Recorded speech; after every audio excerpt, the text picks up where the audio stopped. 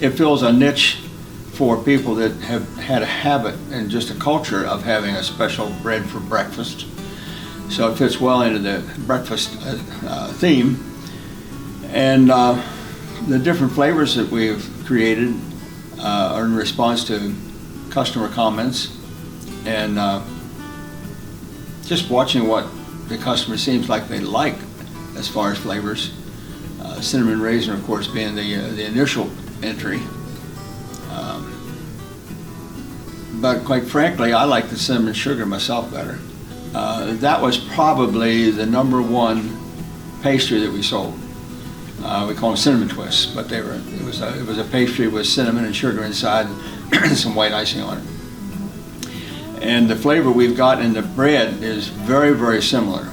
And that was my favorite back 40 years ago. Mm-hmm. So I think that's why I probably picked that one, although this morning I had the maple brown sugar.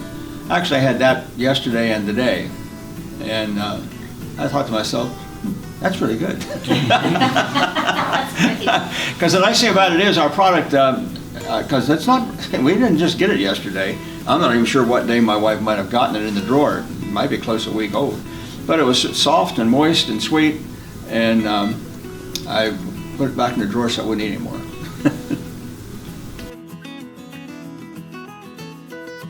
They're soft and moist and sweet.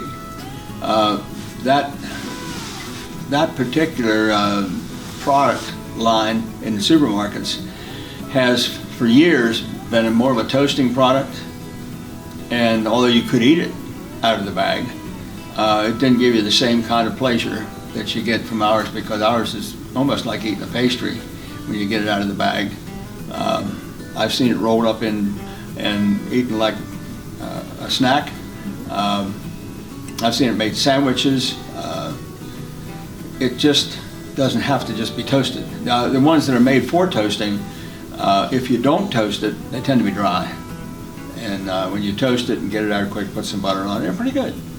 But I think ours is kind of head and shoulders above it now. People have different flavor preferences. Some people don't like raisins. I was surprised when we first put it out how many people said, "It looks good, but I don't like raisins." So whether you could get them to try it or not was the first challenge. So you couldn't really get past that too well. The cinnamon sugar kind of jumped over that hurdle. And then if you just look at the shelf for all the different things people like on pancakes and all that kind of thing, maple, the maple is kind of a magic word. Brown sugar is kind of good. I think cinnamon raisin might still be the top pick, but some other, just because it's tradition. Because I haven't heard anybody say I don't like it. In fact, most of the comments I've heard are things like, got it home and got the kid to try it.